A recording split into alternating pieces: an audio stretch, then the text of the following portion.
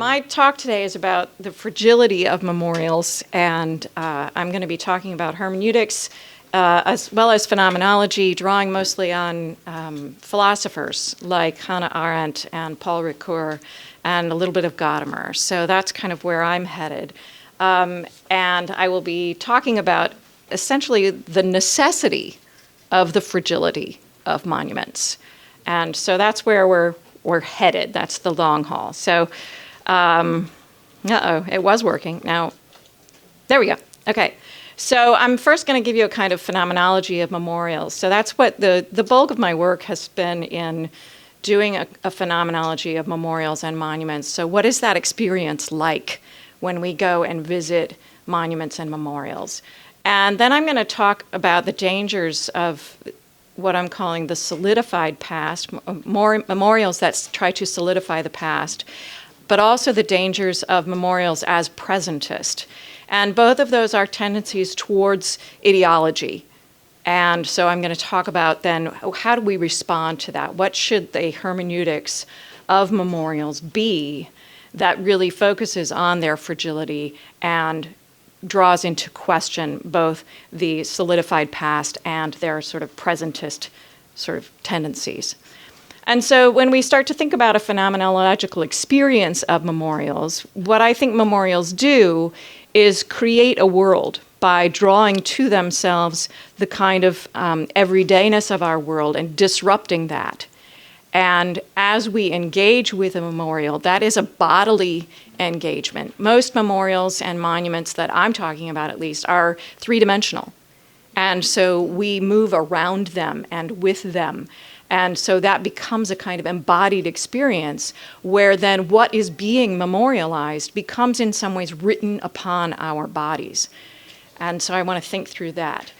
So I'm going to do kind of back and forth here between some reading and some just talking through some slides here. But Hannah Arendt argues in The Human Condition that the built environment is one of the fundamental contributions of the human being to the condition in which we find ourselves. The production of memorials contribute to the public sphere in their everlastingness.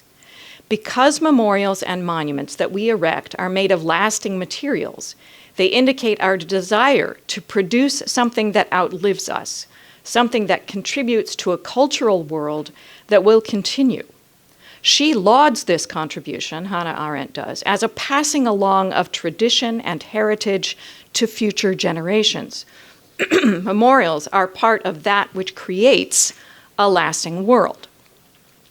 In the experience of memorials, then, what we're experiencing is an atmosphere that is bodily sensed, and if habituated, so if we go repeatedly to certain kinds of memorials, those can become even more sort of a manner of our own being in the world. They have that kind of effect on us. So if one enters, for instance, the National Memorial for Peace and Justice in Montgomery, one is guided along a path skirting a lovely green lawn. The approach to the memorial becomes complicated as you approach the steel rectangles that hang from far above. There is no clear path through these rectangles, which at the beginning are level with the experiencer. One comes face to face with the names and dates of those black bodies who were lynched. Categorized by county and state, but dispersed randomly, there is no way to fully create order of what one is experiencing. As you progress through the memorial, the steel rectangles recede further above you, making you feel smaller and smaller, more and more dominated by the dead, hanging above you. You walk further and further below ground level, leaving the sunlight and open area behind. The oppressiveness of the memorial is felt bodily as you descend. This embodied experience of the memorial is as much a part of the remembering as the names and dates etched on the steel. Upon entering the memorial, one remembers the sculptures and quotations that frame the path that leads to the hanging rectangles. Africans in chains, whose identities are stolen in the middle passage, and who are bodily terrorized, prepare one to understand that the legacy of lynching began long ago. There is a bodily memory that formulates how one moves through the place. Even as I write this, the memory of that place in its power and oppressiveness is one that is available for recall. I can almost feel bodily the ambiance of the place. The body is vital to the being of the place itself. Whether we are consciously aware of it or not, memorials engage our bodies in different ways, and the ways in which our bodies are engaged makes a difference in the manner of our experience and what gets passed along through the memorial. Consider the Vietnam Veterans Memorial, for example. It encourages our bodily interaction. One begins an experience of the memorial, moving along next to the wall, which is covered with the names of those who were killed in the conflict. It begins at only ankle height, gradually increasing in height until it is 10 feet tall. The monument is somber but inviting. People respond to it bodily by touching the wall, making rubbings of the names of loved ones, or simply touching their name. Since its dedication, people have felt compelled to leave objects and mementos at the site in thanks or acknowledgement or grief.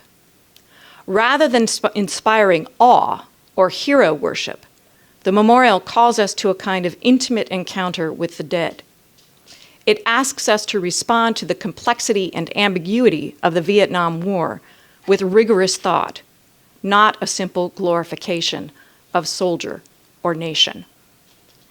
The embodied nature of being with monuments gives them a different kind of impact than simply a narrative of heroism or nationhood, sacrifice, or suffering. The physicality constructs collective memory with that subtle embodied element that ties us to the place, each other, and the past in a very concrete and complex way.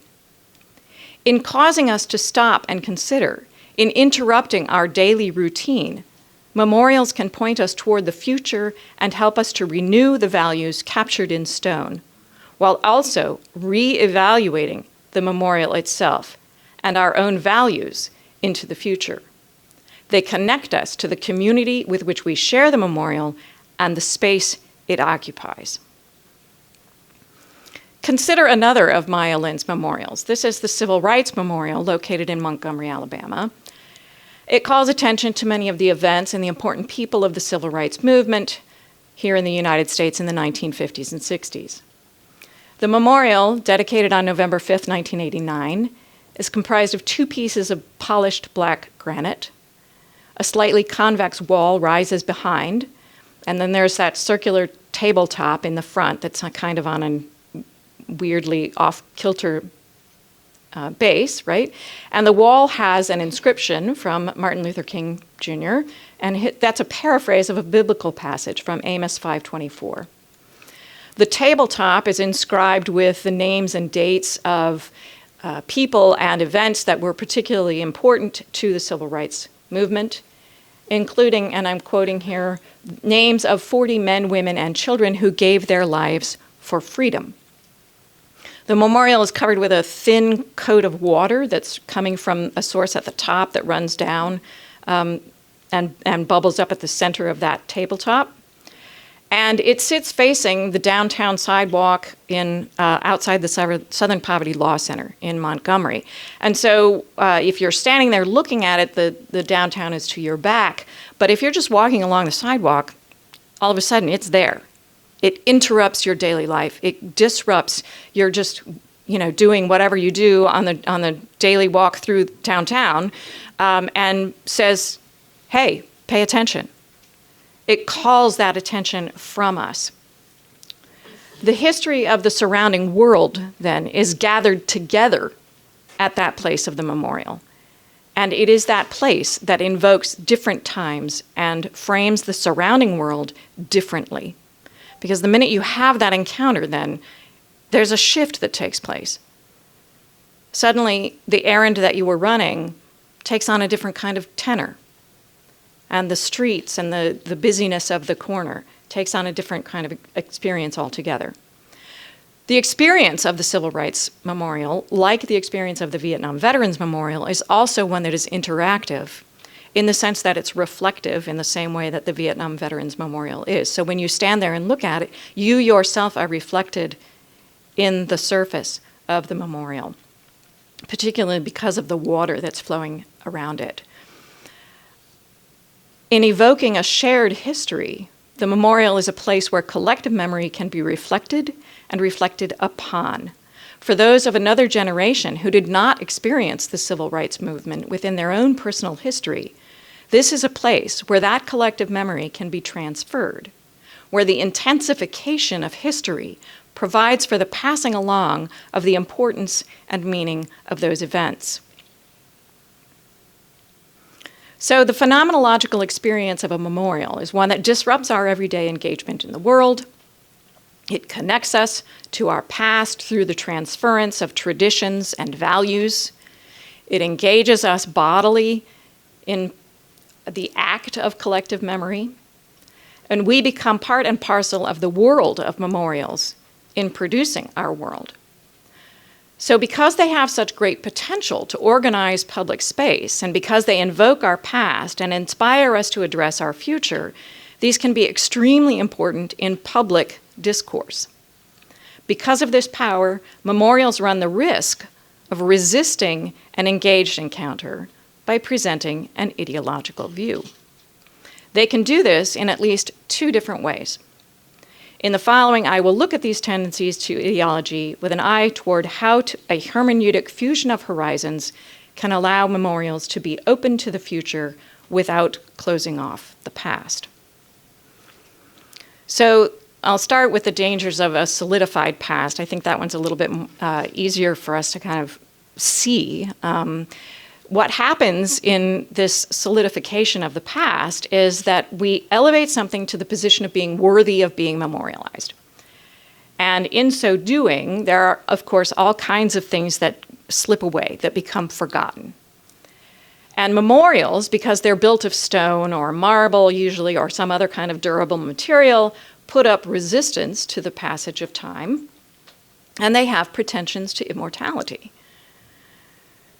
But they are also acts of resistance against the fragility of memory, the silence of the past, by ushering that past and those memories into the present.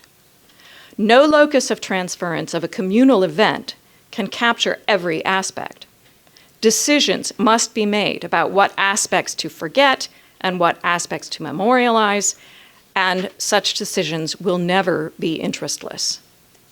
Each memorial presents then a kind of simplified version that is given from a particular perspective. Consider again the Civil Rights Memorial. It presents a picture of the civil rights movement that focuses entirely on the nonviolent protests of those fighting for freedom and justice. But Malcolm X, probably the second most prominent leader in mobilizing the American Black population during the civil rights era, is not mentioned or listed on the tabletop inscriptions. Thus, his more militaristic, separatist approach is ignored, devalued, and excluded from accounts of the civil rights movement. The memorial itself has a tendency to close the era of civil rights as one that achieved its purpose, secured those rights. It presents a successful and unified effort, more solidarity rather than less. Complexity is brushed aside. Memorials that attempt to provide certainty offer us visions of ideals and appease our anxiety about our own death, thereby distracting us from attentiveness to the human condition. Such memorials fail in allowing the world to be open to us. In other words, memorials that resist the hermeneutic encounter and instead present an ideological perspective close off our ability to be mindful and to be reminded in a way that is conducive to active and open public discussion of their role and purpose in our social and political life. While memorials are at once attempts to stave off temporality at transcending our own time, they are always caught back up within history, never escaping temporality altogether, since they are always within the intersubjective phenomenological experience. In spite of pretensions to immortality or historical objectivity, monuments can only ever be experienced within a transitory present by a transitory individual, from within a certain historical intersubjective perspective. When memorials are erected is important. So when memorials are erected is important in understanding the transference of meaning, since they serve as these physical acts of closure to a period of time. They allow us to make the past past, to consider an event or an era or movement to be over. Following World War I, memorials were quickly erected in many small towns across the United States and Europe. National war memorials went up within the space of a couple of years. The American Tomb to the Unknown Soldier in Arlington Cemetery in Washington, D.C., was dedicated in 1921, a mere 3 years after the end of the war. The British Cenotaph in Whitehall in London was first erected of wood in 1919 for the first anniversary of the armistice, and was rebuilt in stone and dedicated in 1920. These monuments commemorate the soldiers who died defending their country. They provide reassurance that the soldiers' sacrifice was worthwhile. They give closure through these assurances and provide certainty of the values that have been defended. But what such monuments ignore in their glorification of soldierly sacrifice is the dehumanizing aspect of war, the internal national conflicts caused by those who refuse to fight, and the role of those who labor on the home front in support of the war. The cenotaph in Whitehall, a simple stone plinth, as you see there, has the inscription, "The Glorious Dead," which indicates a forgetting of the complexity of wartime, the horrors of the loss of life under conditions of war, the internal conflict for the returning British soldiers who were not always given the treatment and jobs they had been promised. Instead, it provides a simple and simplified vision of the glorious soldier. By elevating the unknown soldier to the position of hero, the memorial attempts to cause us to forget the millions of unidentified, eternally anonymous, and unheroic dead, or the ignored and aching wounded who have returned to their homeland. In Memory, History, and Forgetting, Paul Ricoeur describes the tension between history and memory thus. On the one hand, history would like to reduce memory to the status of one object among others in its field of investigation. On the other hand, collective memory opposes its resources of commemoration to the enterprise of neutralizing lived significations under the distant gaze of the historian. In other words, what he's really talking about here is the way in which memorials and monuments end up being what he's calling a kind of archive. And that archive is about history and facts and numbers, and it is completely lacking in a sense of testimony. So that's one of the difficulties of coming up with memorials that don't fall into that trap. And when we reify the past, we reify the history, which entails the forgetting, we end up with that kind of archive without testimony. So memorials then are important in can be important in occupying a space between memory and history if we can do them well. It's no wonder that we are now reconsidering the role of memorials in our society and the value of replacing memorials whose representations no longer resonate. To purge our landscape of symbols of oppression, markers of values of times past with which we no longer agree, and representations of those who ended up being all too human is the order of the day, and rightly so. The more we enforce the protection of that which is written in stone, the more we ourselves become immovable. On the other side, however, we have what I'm calling the dangers of presentism. And presentism is our desire for the memorials and monuments to reflect us, to be about our time. And so we have a tendency to do this I'll get there. Testimony, which is what could be on the side of presentism, right? Testimony attempts to keep the meaning of the past alive through a presentation of the truth of the past, not as objectively and scientifically determined, but as remembered through narrative and symbolic representation. As James Booth elaborates, quote, testimony seeks to guard the truth against effacement or oblivion, but it is a relationship to the truth about the past that is part of the mesh of identity, justice, and debt. Its governing imperative is a mix of debt to the now voiceless past to preserve the voice of justice against forgetting or falsehood and to the needs of continuity in identity, end quote. So monuments cannot be reduced to testimony, for they also serve as archives and as projections of the now into the future. To be reduced to testimony, they would serve as drawing together that temporality, but only through the sense of the present. Memorials generally, though, I should say, what I think of as good memorials generally, are a command to remember this. And they speak of a shared responsibility, of a debt to the past. The process of understanding that past is always at the same time a memory of the present, in the present, through the present. It is only we who can interpret the experience of the monument for ourselves and our time through the lens of our own traditions and prejudices. Thus, our interpretation of the memorial always runs the risk of reduction, sameness, hubris, elevation of our time and our meaning. It perhaps has a tendency to replace the testimony of the witness with our memory now. We question then whether it is ultimately self-serving, now-serving, anti-frailty to place into stone that which we remember. In their role as testimony, memorials risk this presentist agenda. I've written elsewhere about the rush to memorialize, and that rush is part of the current presentist leaning in memorialization in the United States. Just 2 years after the September 11th attack on the World Trade Center towers in New York City, a plan was approved for this memorial to those who died in the attack, much like the World War I memorials. The rush to memorialize reveals a desire for immediate closure, whether to release us as a nation or a community from the pain of a tragedy or to allow us to control the way a tragedy is understood in the future.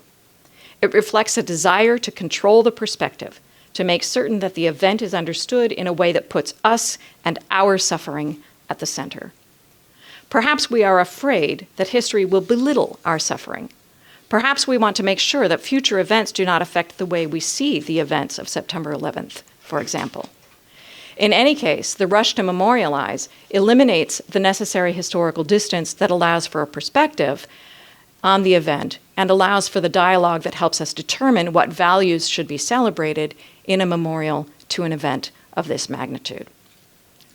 We might read the rush to memorialize as a struggle to connect with a past, but rather than truly look at the past in order to come to terms with who we are, we would prefer to create a past quickly that can be referred to readily without the distance for reflection or renewal and critique that otherwise would be required. To immediately memorialize is to limit the outward effect. It seals a meaning of immediacy without allowing for an effect of the event on life and on action. It creates imperviousness to anything other than the status quo. A memorial always runs the risk of creating a place of closure where the past is evoked in such a determined and certain way that it discourages critique, discourages discourse, discourages thinking. To guard against such discouragement, for memorials to be open to thought, they themselves must be open to the aspects of a tragedy or an event that might otherwise run the risk of being forgotten. Such openness requires an active engagement of the individual in the process of remembering within the place of the memorial. The individual holds the archive and the testimony together. The rush to memorialize the events of 9/11 is evident in the memorial itself. It is a voyeuristic account of what happened on that day. Tour guides describe where they were when it happened and how they found out. They describe the events not with questions of why or what it meant to Americans, but with focus on their own feelings. Imagine if monuments to the firebombing of London or Essen were erected within months of those events. Their impact and role in defining that era of history would be unknown. With the passage of time, we gain equanimity. aspects of an event drop away as being unremarkable or unnecessary for comment. The event loses its drama as we reflect upon and integrate the event into our narrative history. Rushing to memorialize limits our position for renewal and critique, the hermeneutic process that is fundamental to experiences of monuments and memorials. So that's really, for me, the key here, that what we want our monuments and memorials to be able to do is not only to call us to remember, but to call us to remember with that sense of renewal and critique. We want to renew the traditions that we're attempting to honor in a memorial, while at the same time critiquing those traditions. That critique element is absolutely vital and so often lacking.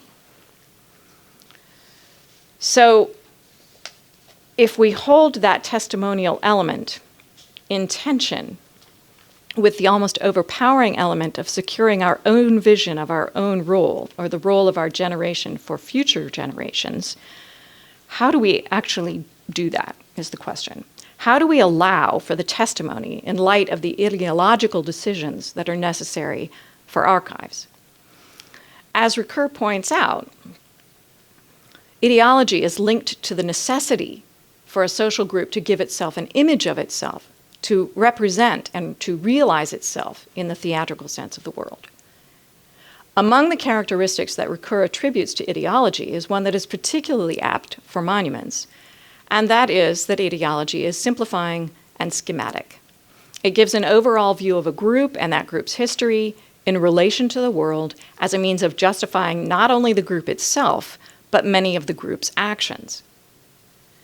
For it is through an idealized image that a group represents its own existence, and it is this image that in turn reinforces the interpretive code.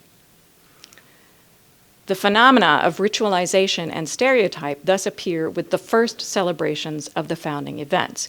So what Ricoeur is talking about here is that ritualization is something that's necessary for group cohesion. We have to have something around which we can gather, and in this case, really physically gather. We can come together, we can talk about the shared values, and that's a necessary part of group cohesion, of coming to have connection to one another, forming a community. Those kinds of things are necessary.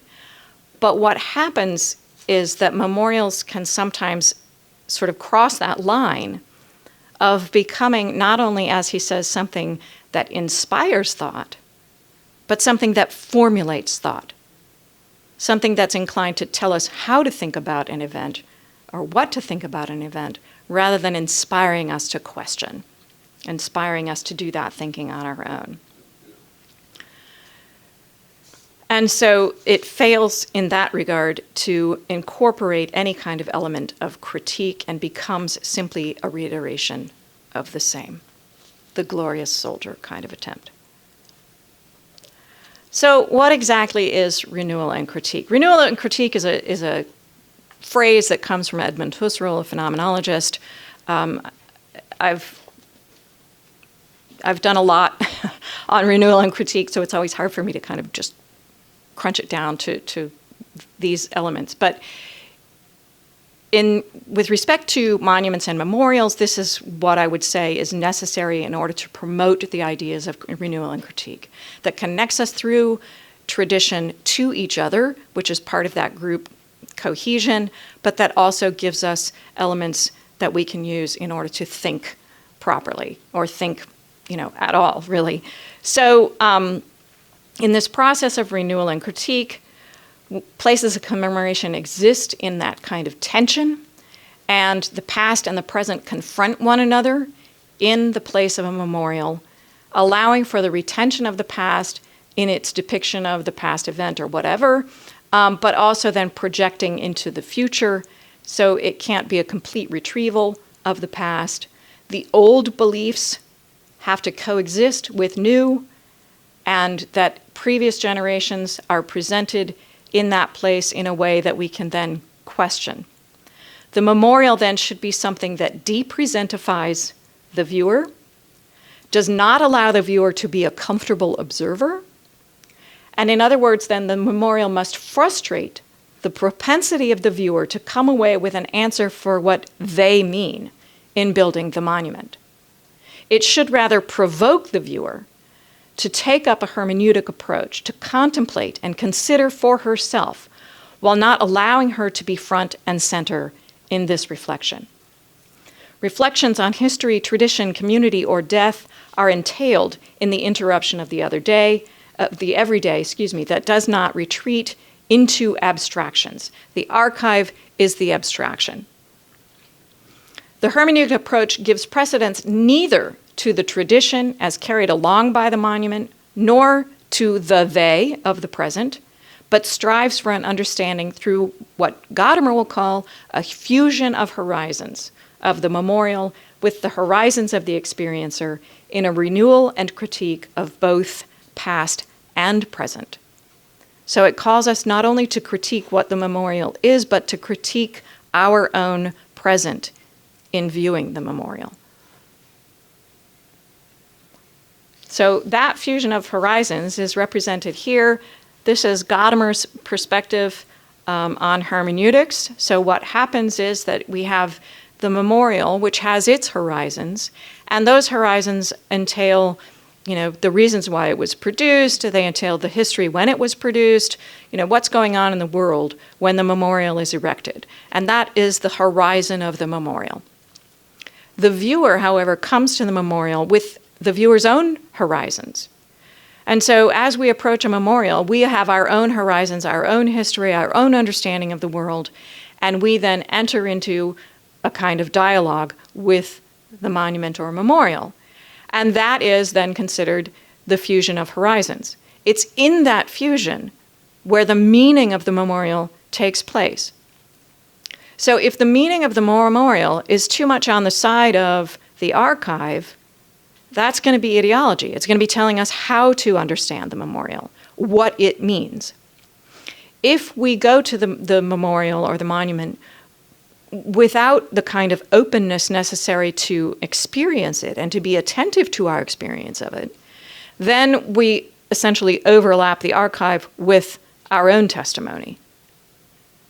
So it's just that small space in the in-between there where the meaning of the memorial can transpire in such a way that it is neither presentist ideological or archival or memorial ideological, but is actually something that engages us in that process of renewal and critique in a kind of open way.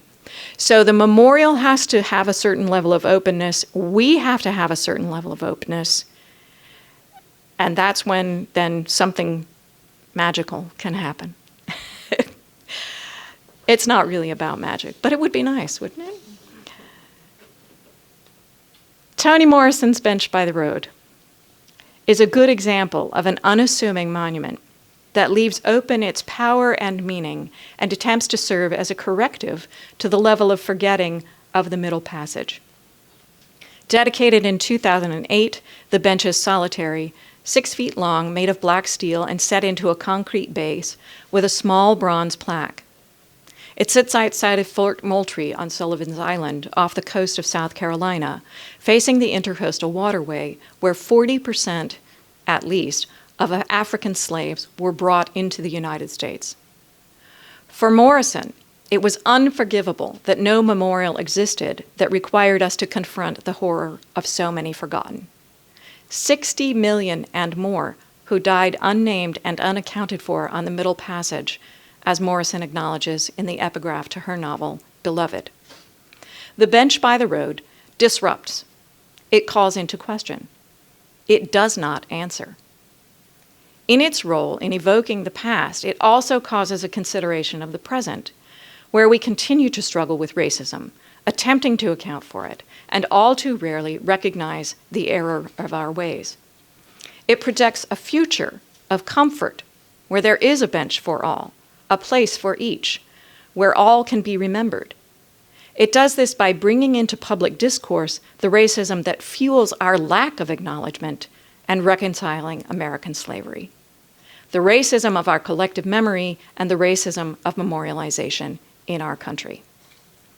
Any monument that does not have the capacity to provoke, the capacity to create in us a sense of uneasiness, of questioning, should be one we treat with a certain level of wariness. When a memorial becomes understood as singular in meaning, as only inspiring one perspective, ideology has arisen. Memorials should resist a singularity of meaning and instead provide space for discourse and a multiplicity of meanings. Such memorials call for a phenomenological hermeneutic response that allows the past to speak, but does not allow it to overcome our capacity for critique. So there are at least two ways in which memorials can be ideological. I've talked about those two dangers, right? But in those two dangers of either being purely archive or being presentist, they're ideological in supporting our own dreams of immortality by elevating the soldier or the national hero to the position of one whose commitment to national ideals has allowed him or her to attain transcendent timelessness. They're also ideological in providing and enforcing a singular view of an event, person, or category of people or value. If we consider the experience of the World War II Memorial on the Mall in Washington, D.C., we realize that while it engages us bodily by inviting us to walk through it and amongst the various elements of it, at the same time, it restricts that movement and makes us feel small in comparison to its soaring domes and massive stone columns. Now, there's a difference in the smallness, I would suggest here, between this and the Peace Memorial, the lynching memorial in Montgomery. The smallness there is being overcome by the horror. That's the smallness. The smallness here is being made to feel small by hero worship, the greatest generation. The monument covers a vast amount of land compared to other memorials on the Washington, D.C. Mall, giving it a kind of pride of place.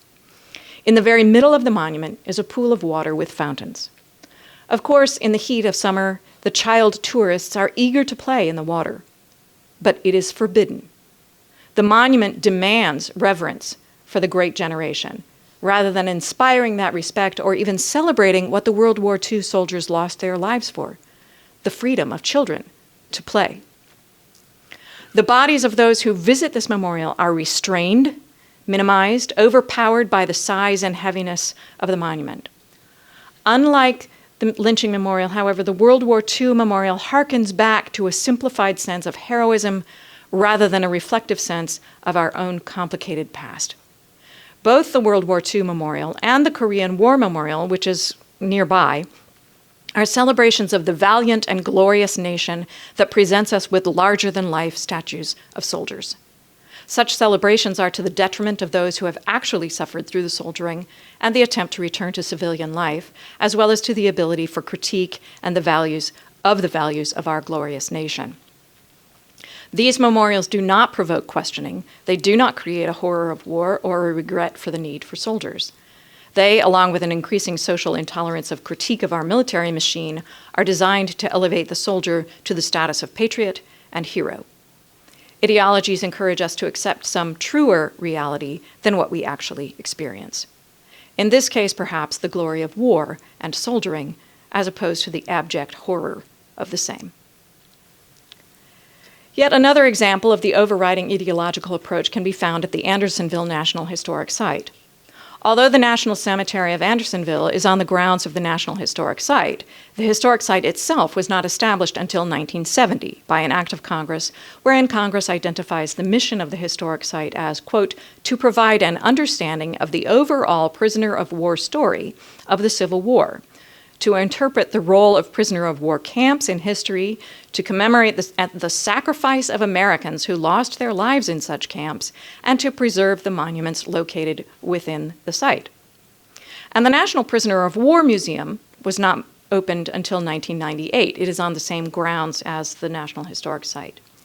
Perhaps it is natural that Andersonville should be such a site since it is probably the most important and well-known prisoner of war camp within the United States.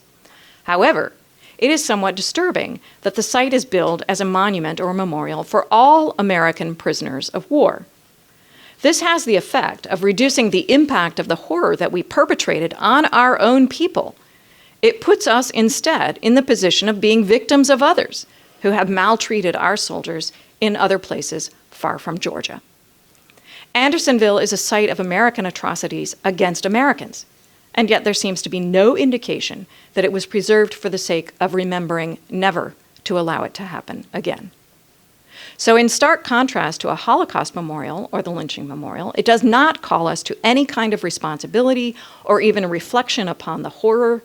In fact, the site seems to downplay Andersonville's uniqueness by presenting photos of other Civil War POW camps and the terrible conditions in them. The ideology of memorials, like this one, arises from the penchant of monuments to oversimplify, to reduce to symbols what is otherwise quite complex. A hermeneutics of memorials, on the other hand, then, must be the duty to hold history and memory, archive and testimony in tension with one another. This tension, as I've described, is about the fusion of horizons.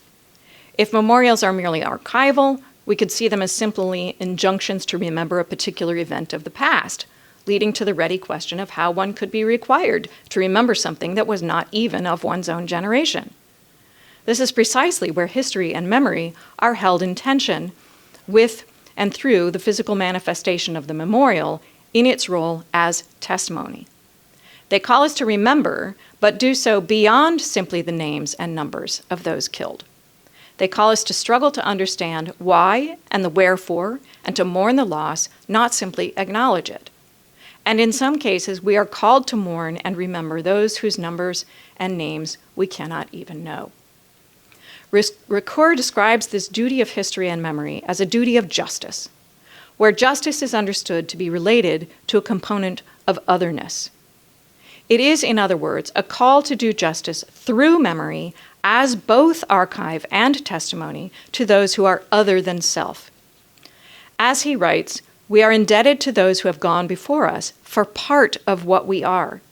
The duty of memory is not restricted to preserving the material trace, whether scriptural or other, of past events, but maintains the feeling of being obligated with respect to these others, of whom we shall later say, not that they are no more, but that they were. Ricoeur rightly argues that this imperative to remember has been too easily separated from history in the sense that it has been taken up as a frenzy to commemorate. If we simply divorce the duty to remember from a place in history, we end up with a rush to memorialize that lands us in an ideological position that is not about the duty to the other, but is about securing our own place as victim. The duty of memory then might be more properly understood to involve the duty to remain in the tension between memory and history. That is where commemoration must reside. But it is a point that monuments and memorials so frequently fail to find. So finally, I want to talk about why it's necessary then for monuments to be fragile. Given the complexity and all that has gone before so far in this idea of memorialization, we should perhaps endeavor to memorialize in such a way that we focus on specifics of place and time in full understanding that events and their significance will change, that we cannot write history in stone without acknowledging that the transference of memory must entail critique. Whatever the reasons that people go to see memorials, be they voyeurism, to commune with the dead, to share in communal grief, to feel the pangs of victimization, to celebrate and honor those who have gone before, or to congratulate ourselves for our rightness in recognizing our role in perpetrating injustice, memorials ought not let any viewer walk away with a clear and simple message. Even those liberal epithets to, quote, face head-on the worst of our collective past and cultivate those shameful memories to generate social change and political transformation, end quote, should not be taken simply without understanding that we view such a past through the present, seeing it through a particular lens, which itself may change and must be scrutinized. Due to their historical nature, memorials then are dynamic and must be fragile. Their dynamism, their openness as language, places the viewer in a position of responsibility with respect to their interpretation. What is required in our approach to memorials is a process that allows us to make sense of the depths of the memorials we encounter. In linking tradition and collective memories to place, memorials call us to engage in more than a narrative account of our collective past. They call us to come to that past through renewal and critique that recognizes the role of place in transference of the past to the present and the future. The past few years have seen the dismantling of monuments across the United States and Britain. From Jefferson Davis and Christopher Columbus in Richmond, Virginia, to Edward Colston in Bristol, England, to a Confederate monument here in Oxford, Mississippi. While the debate rages about whether it is a violation of our history to tear down memorials, there is a reluctance to acknowledge that while this moment is important for coming to terms with colonialism and racism in the United States and elsewhere, the demolition of memorials is not a new response or one to be lamented. It is itself part of the tradition and motivation for social change that underscores the necessary fragility of memorials themselves. I'd like to suggest, however, that the simple removal of memorials and monuments to Confederate soldiers or generals, for instance, the blasting away, for instance, of the Stone Mountain Confederate Memorial near Atlanta, is perhaps too blithely erasing a past that we must keep in mind. We must hold that past in tension with the present and future through a hermeneutic process of renewal and critique. In other words, I don't want us to simply erase it and pretend like that was never a thing. We have to keep engaging. We have to keep talking about it. And to simply remove or destroy the monuments is too easily allowing us to say, okay, done. We did that.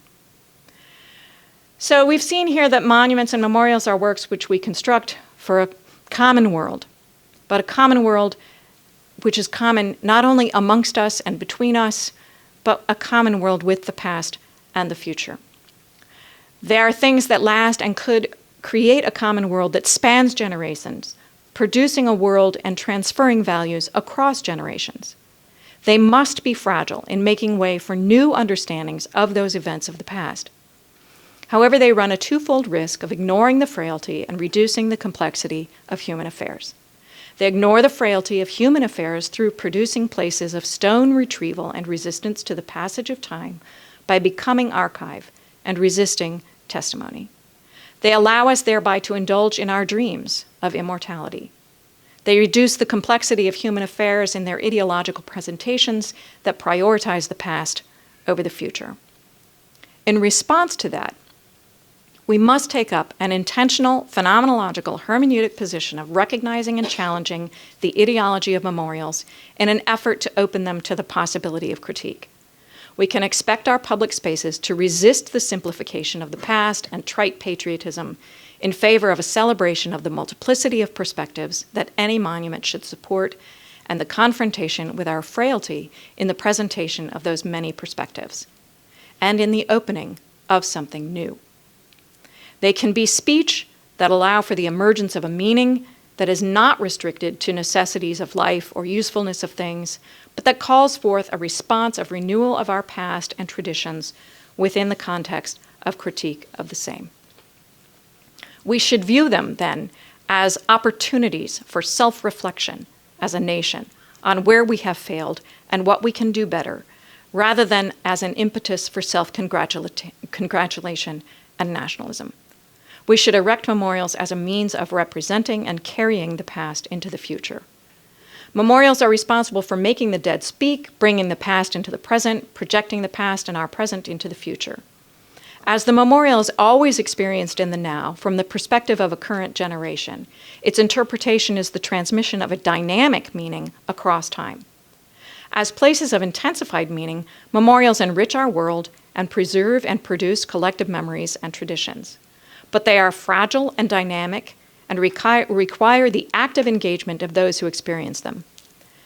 Memorials hold a place between testimony and archive, between past and future, and between one and another. Maintaining this tension makes monuments fragile in spite of their solid monolithic stone. And like all fragile things, we should approach them carefully and in full appreciation of the tension that makes them valuable. but we should also be willing to alter them when they no longer inspire us to rethink who we are and what we value. Thank you.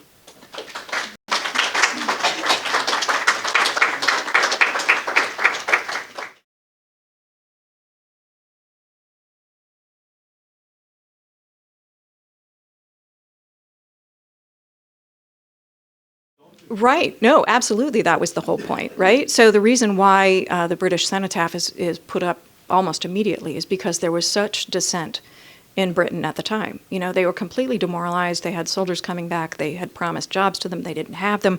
I mean, they were trying to calm the populace, right? That's the whole point of those memorials, right? And I mean, I would say the same is in some way true of the Tomb of the Unknown Soldier.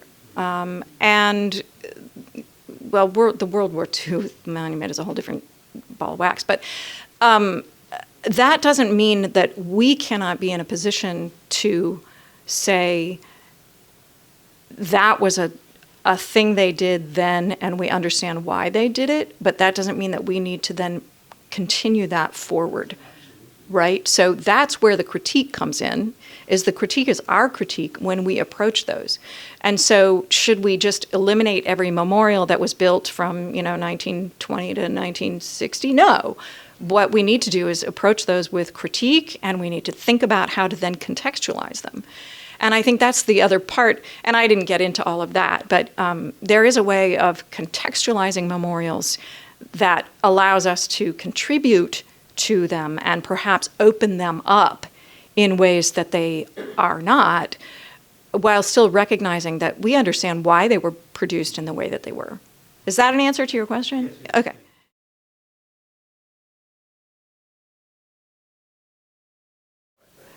Oh, absolutely, right? But yeah, this can't be done alone. But that power comes, I think, also in a recognition of the responsibility for our public places. And if we recognize that we have that responsibility for our public places, because they can have such power, we can't cede that power to those who would ill use it.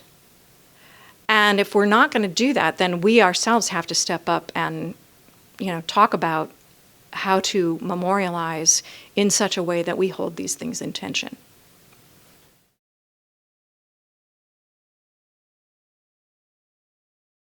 Yeah, I'm gonna this is gonna reveal way too much about me that I'm there's a very cynical side of me with respect to particularly the big, huge instant memorials. That there's an element of that is really just all about wanting to be part of whatever's going on right now, right? Oh, there's this big dramatic thing. I want to be part, so I'll take my little teddy bear down there and add it to the pile. And I realize that that's a pretty cynical view. So I'm not a psychologist, right? I don't. That need that people have, I think, is more about a need to be part of community, and that can happen in lots of different sorts of ways. So.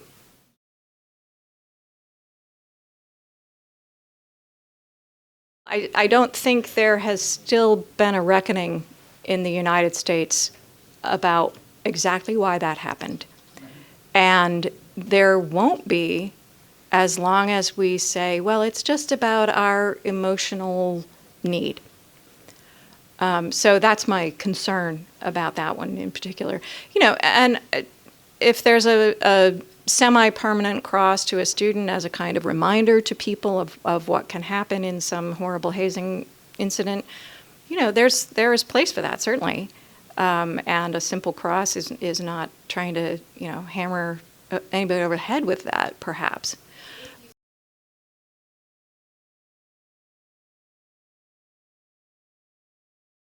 Sure, but at the same time, I mean, I'm not saying that communities shouldn't be involved in these kinds of discussions. I'm not saying that there shouldn't be a whole lot of discussion if we're talking about what to do with memorials or where to put memorials or that kinds of thing. Absolutely. But to say, well, the people decided, no, the people didn't decide.